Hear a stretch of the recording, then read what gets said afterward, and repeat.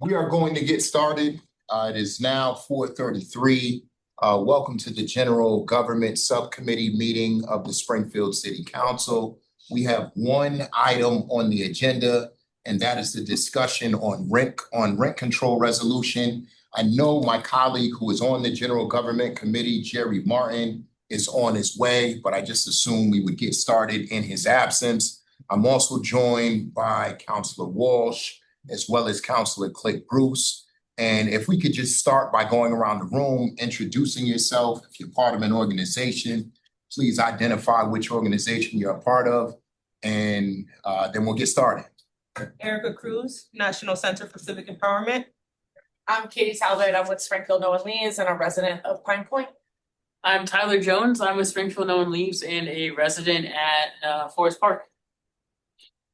Joseph Bonilla, neighbor to neighbor, Massachusetts, and a resident of Springfield as well.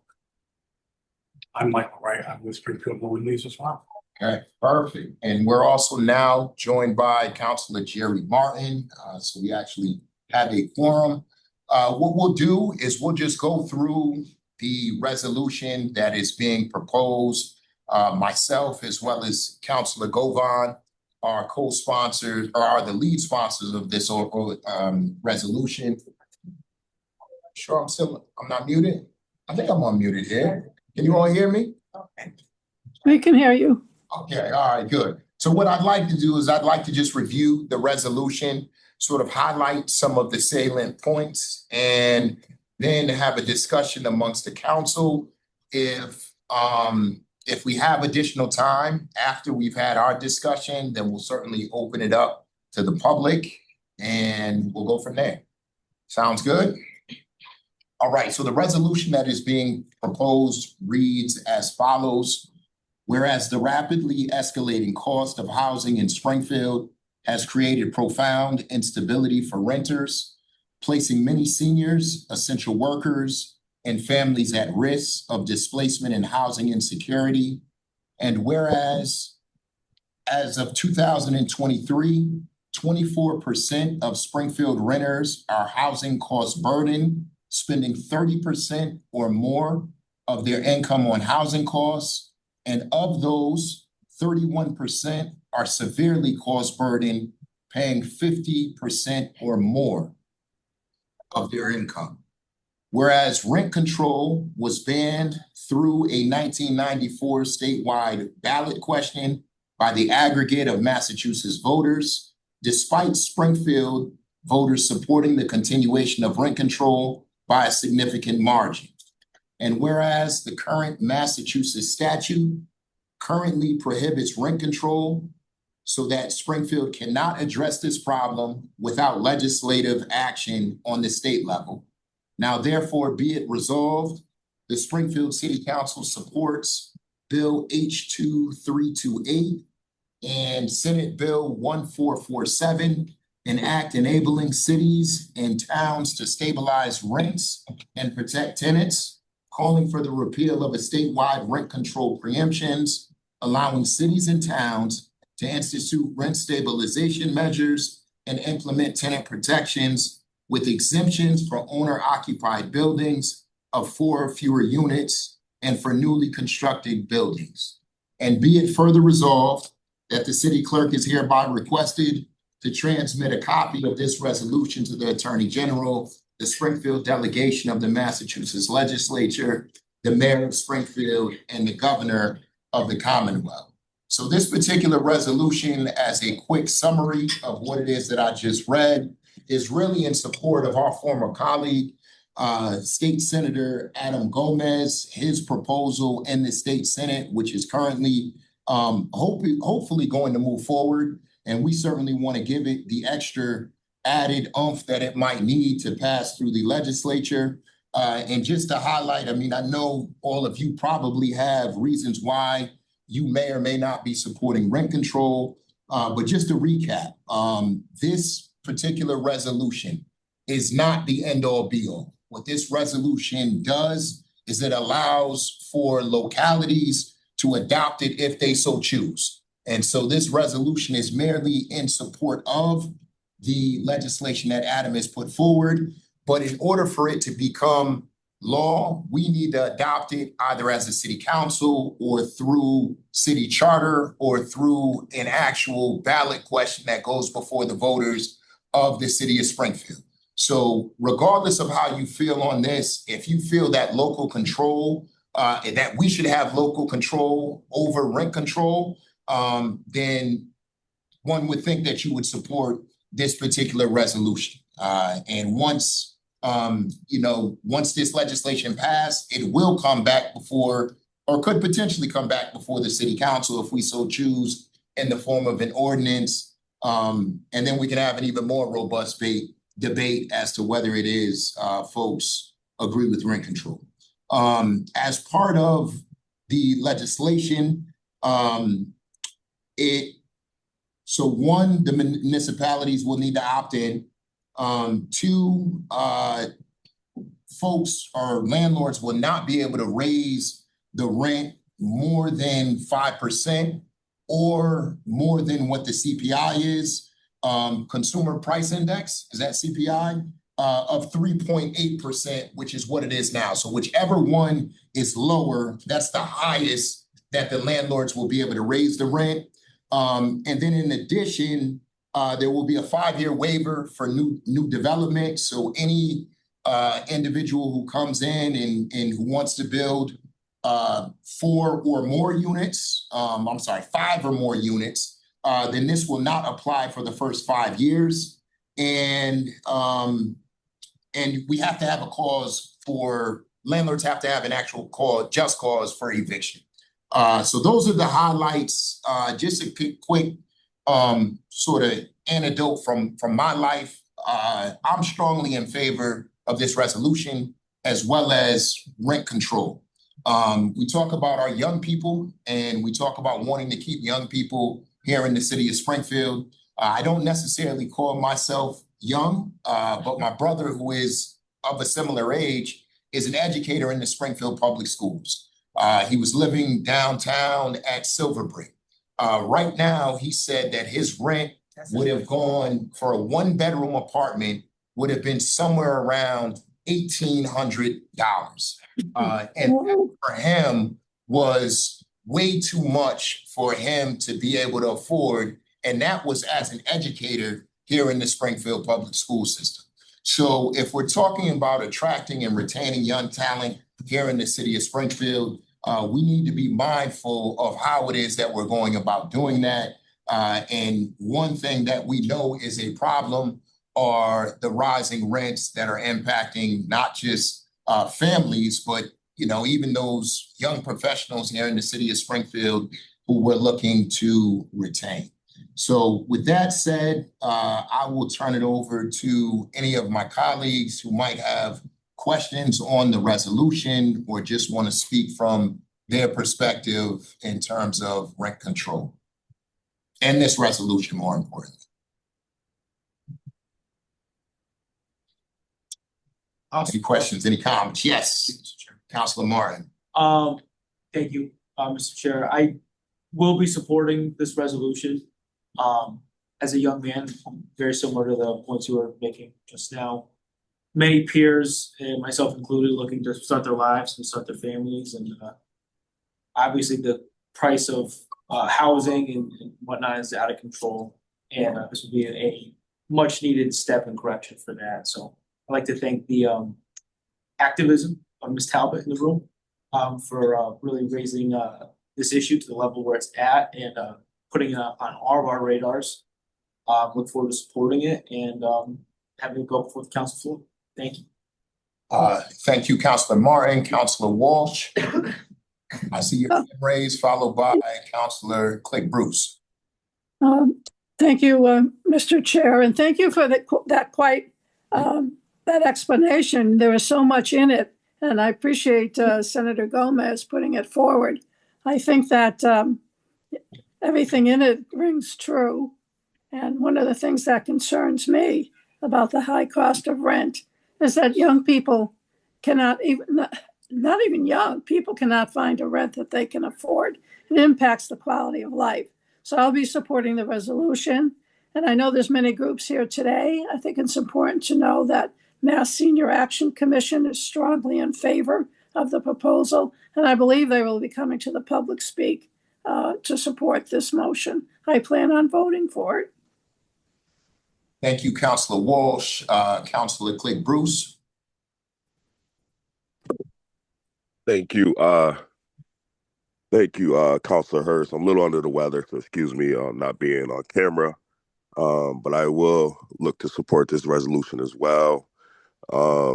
It's actually hitting home with me right now. I have a young adult, my daughter, who's 26 and still currently living with me and my wife, and we're trying to find suitable rental for her. And right now, it's hard for her to find anything.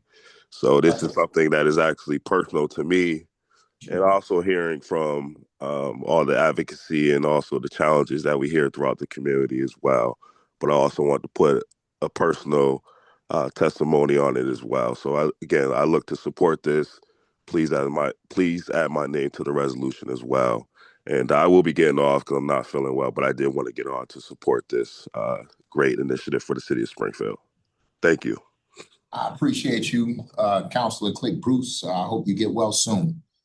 And just adding, to the need for rent control.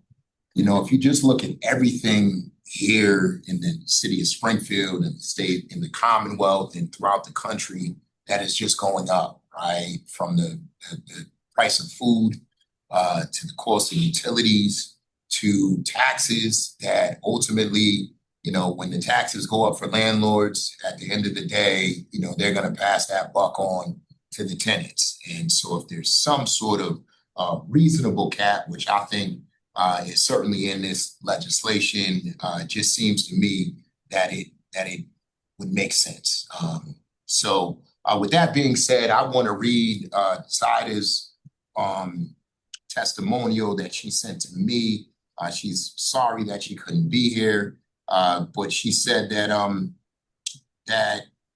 she said, from what I've seen in other communities that have rent control, it has been able to help many residents who live in those communities stay there. I want to help us keep the great talent that we have and maybe attract more, especially in our police department and our school department, because the people who work there could just be starting off maybe just out of college or out of high school even, and they're going to need somewhere to live that is affordable and that can continue to stay affordable.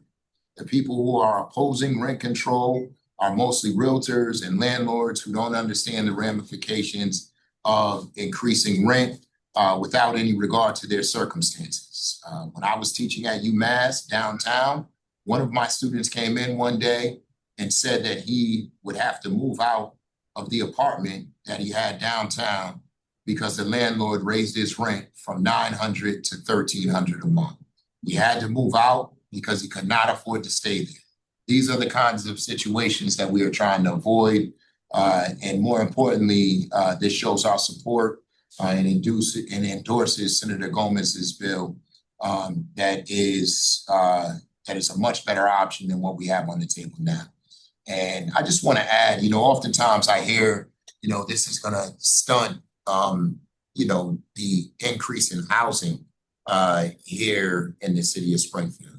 And I would like to point out that the housing that I see being built here in the city of Springfield, no one or very few people who live in the city of Springfield can afford. I guess folks can make the argument, but I've yet to see anybody building, real affordable housing that ultimately is going to combat what it is that we're dealing with now.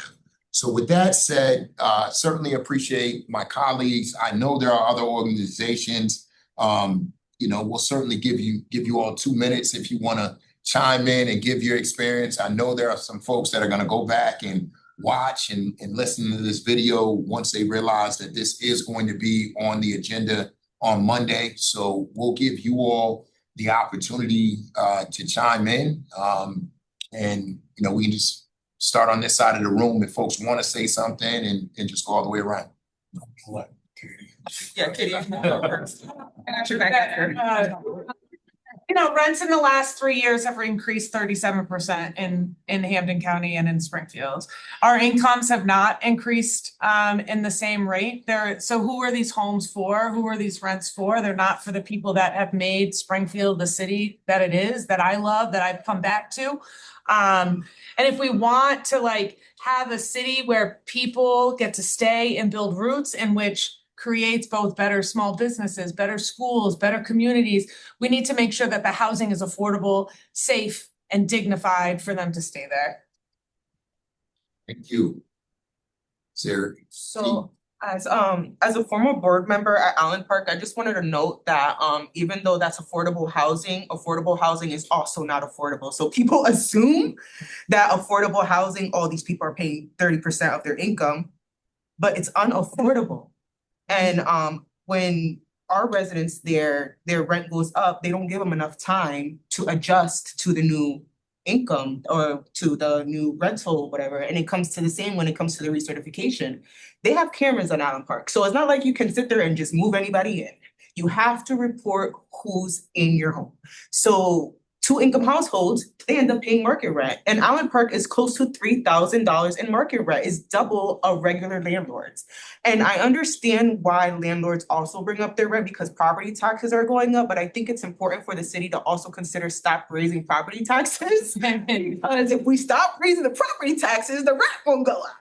And that's all I can say. Is there anyone else that would like to chime in? I'll just add that understanding that 90% of Springfield's housing stock, 5 units or more, are corporate owned, Yes. right? We are not the city of homes anymore. Home ownership is often unattainable, and the cliff effect is real, right? And understanding, do we want the developers who are afraid of rent control, do we really want them developing in our communities? You know, if they're afraid to come here because we enact a local option, they're not the landlords that we actually want doing business in our. I'll chime in, just to say that I guess I fall in the category of young professional in Springfield. But I was born and raised here and have existed in Springfield my whole life until about 2 years ago, where I was pushed out because I just couldn't afford housing anymore. And so now I live all the way in Northampton, which doesn't feel like a drive until you have to do it. But I'm still like working in Springfield and serving this community and down for this cause because this is my home. And this is where I want to be. And so, yeah, I hear stories just like that from peers of mine all the time, every day. And so some of the ways that boils down for people my age, I'm 32, is people end up in rooming situations that are unsafe or unstable. People end up with very tricky, manipulative landlords, and that puts them in situations, again, that are unsafe. People have to give up their support animals, which matters when we think about mental health and that sort of thing, because landlords here, not only can you not afford the rent, but if you can, you can't have your pet. And Or so they'll these add a are fee for right, that. or they'll add a fee every month.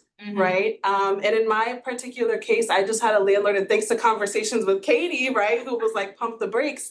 My landlord tried to, my landlord tried to tell me that I should expect a rent increase every month until the end of the year.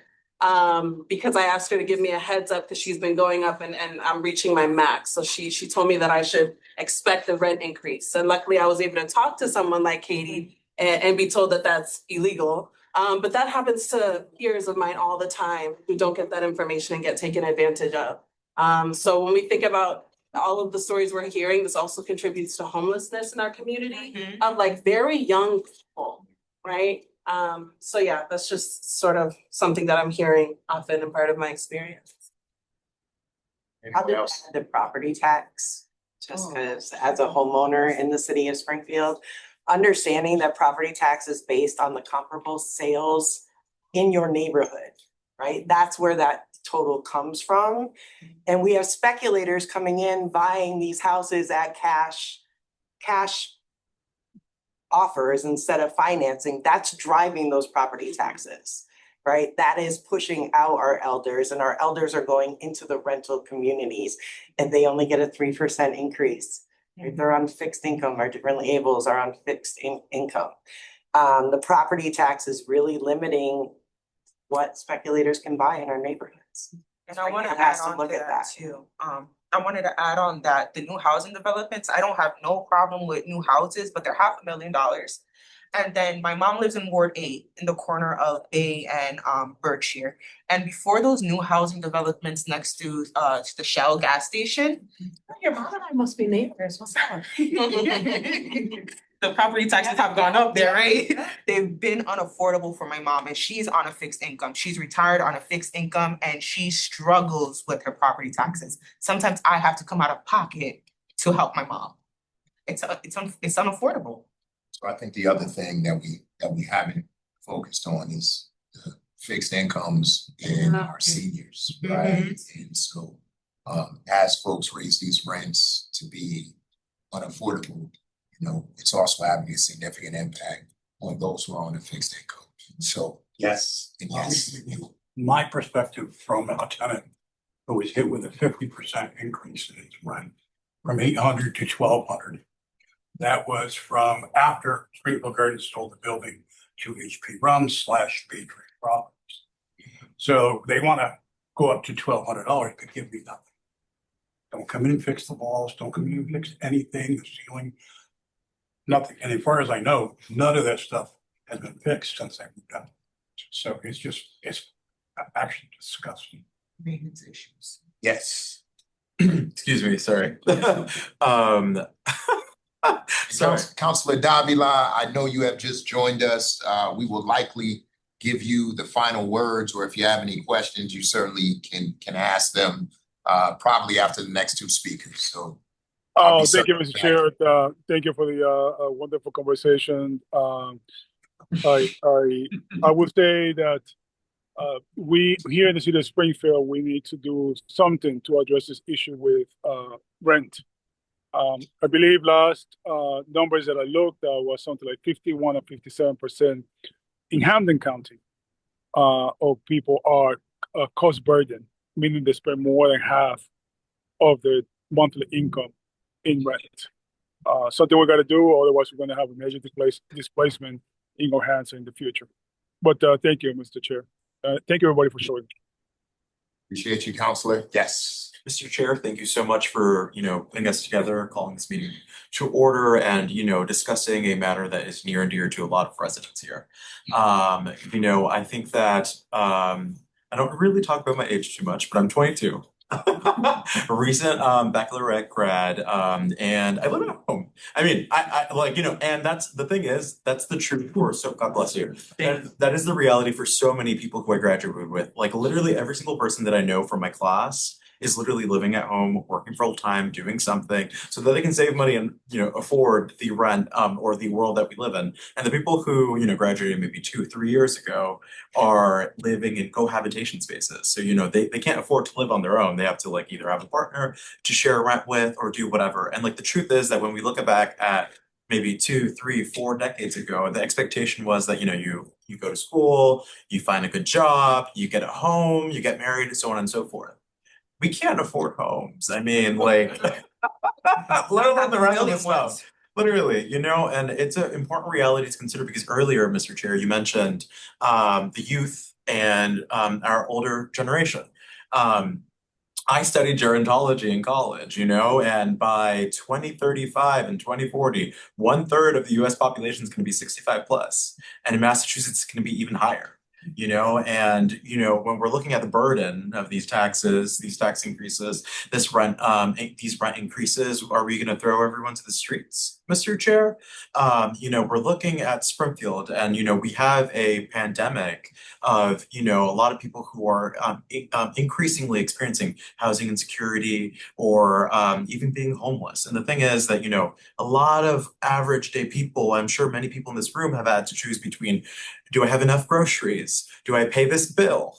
Do I have like I remember I remember stories from college of people saying, hey, like, like this is like a decade ago, people were talking about like when they were younger, they had to boil like water to take showers because they couldn't pay gas. So, they had to do that in order to stay home. And there's so many stories here, and I really do encourage your Mr. Chair and your colleagues to not only consider supporting this bill, co-sponsoring it, but also be vehement supporters of it, because these are your residents that are being impacted every day. You're driving to City Hall and you pass many, many places where I'm sure you've seen people walking down the streets. And I mean, there was a survey done, a climate survey done in the middle of the storm last year or earlier this year, a homelessness survey, and they found, and we were in the middle of a like literal blizzard, and there was like more than 17 people found outside to actually do the survey. That is what we're talking about. That's what is at stake here. So, when you consider this bill, and for the colleagues that aren't here and are watching later on, when you're considering this, you are not only considering housing, you're considering human dignity.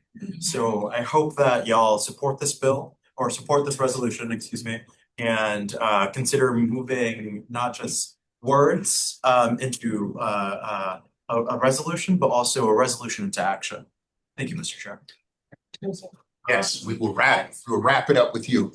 I'm organized at a neighbor to neighbor, and one of the biggest thing or the most popular concerning thing that members bring to the table is the concern about housing, right? And just statistically looking, this is an immediate need in our community. There is no way that people paying 50 to 70% of their income, they're being able to pay rent, then worry about childcare. There's many issues that comes from the overall issue, which is the systemic, and it's the data. Yes, it causes overcrowding. Yes, it causes people to be stressed out, overwhelmed, mental instability, right? Properties being messed up. But if the main issue is not being addressed, I mean, I think that falls well under dignity. Let's give ourselves the chance to give the support the community needs, so people can have dignified housing and also feel dignity on their own and not be criticized in this way. One of the things that was most impactful for me, hearing from one of my members, the most recent, is growing up in a group home, being home insecure by losing, not being with her parent. But as an adult, where she felt she was getting the assistance, it was a continuous pattern where she couldn't, RAF program was there, but they didn't want to accept the program. Been homeless for 3 years now, and still there's a housing insecurity.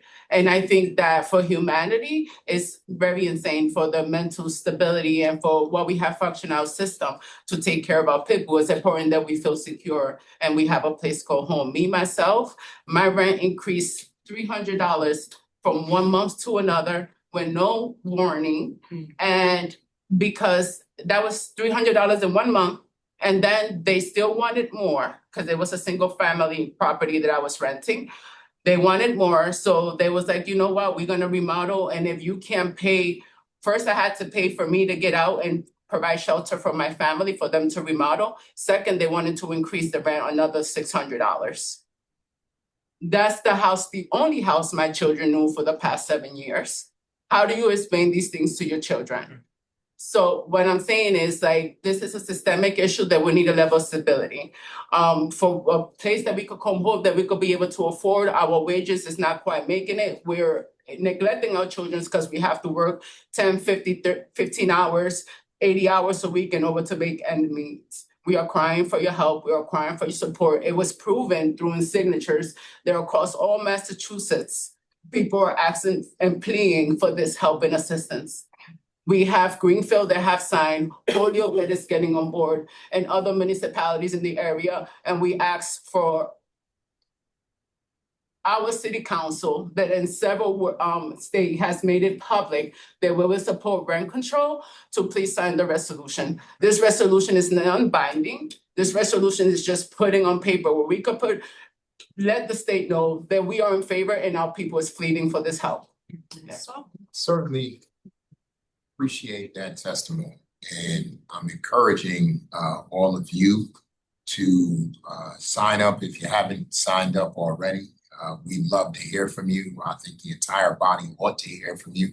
I think your testimonies resonate and resonate even more, I would imagine, with those individuals that are on the fence in terms of what it is that they want to do. But I couldn't agree with you more in terms of, us really backing this resolution and this legislation at the state level. And I'm certainly excited to be able to support our former colleague, Councilor Senator Gomez. Are there any other last minute statements from councilors before we wrap this meeting up?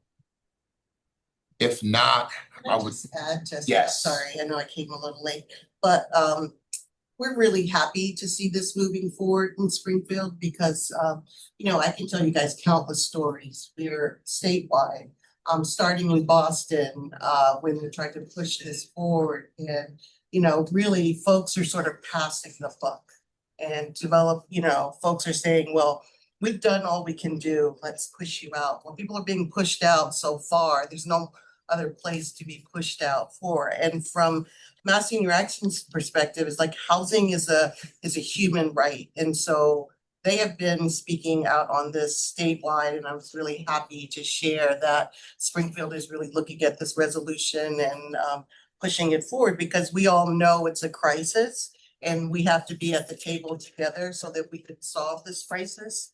I think the stories are endless. I can share one of our members, Joe, who's a retired taxi cab driver here in the city.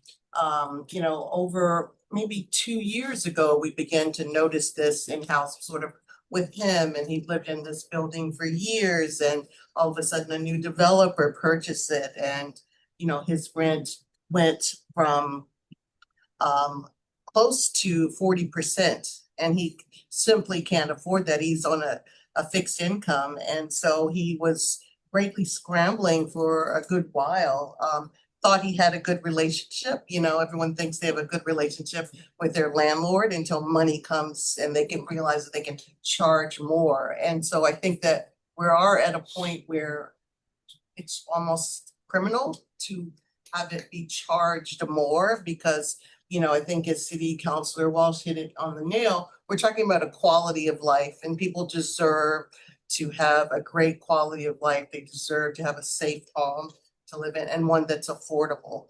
The rising cost of rents here in the city is not explainable. When residents can't afford it, when seniors are priced out, when they can't afford their income tax, and now sort of like living in crowded facilities, that's unsafe, and the quality of life, they deserve better, and we think that we can do better. And so I'm really glad for your leadership on this, and thank you and Zeta Govan. I think you guys are pushing this forward, and we're really excited to back this, and certainly we'll be there Monday. Thank you so much. Councilor Walsh, why don't you take us home, Councilor Walsh? Sounds good. I just want to thank everybody for their personal stories. They're so heartfelt. I mean, listening to the testimony today makes me hope that we have unanimous support on Monday for this resolution and supporting Adam in the Senate. Tracy, I didn't see you sneak in. I don't know if you were here when I talked about you earlier, but I did mention, you're such a great advocate. I did mention you'd be coming Monday night, and always happy to support Mass Senior Action, because housing's not only an issue for the young, it's an issue for the old. Right, thank you. Thank you, Councilor Walsh. So with that being said, if we could have a motion, not only to send this to the full committee, but to send this to the full committee with the approval of the subcommittee. So moved. Motion made by Councilor Martin. Councilor Walsh, I don't think you're a part of this. Certainly appreciate your energy. You have an invalid vote. Councilor Davila, did you want to second that motion? Yeah, second. Thank you, Councilor Davila. All in favor, say aye. Aye. Aye. All opposed, say nay. The ayes have it. We will see you all on Monday. Thank you for this meeting. Motion to adjourn the meeting. Motion, so moved. Motion made, second, all in favor. Aye. Thank you all.